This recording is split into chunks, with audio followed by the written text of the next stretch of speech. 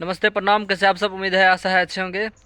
कुछ दिन पहले दोनों सुपरस्टार का एक ही दिन सॉन्ग आया था, पवन भैया और खेसारी भैया का।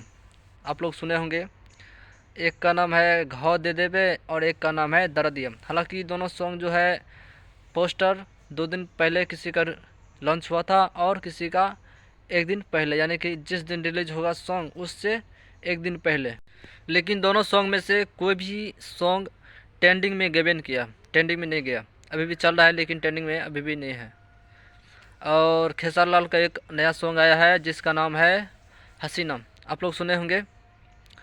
सारेगामा हम भोजपुरी के यूट्यूब चैनल से रिलीज हुआ है। हमें लगता था कि ये ट्रेंडिंग में नहीं जाएगा, लेकिन पहला दिन तो कोई रिस्पांस नहीं आया, लेकिन दूसरा दिन देखे तो ट्रेंडिंग में था 5 नंबर पे। अभी है 3 नंबर पे ट्रेंड कर रहा है। हसीना सॉन्ग में जो है यामिनी सिंह है, एक्ट्रेस है और गानों और में काम करती है।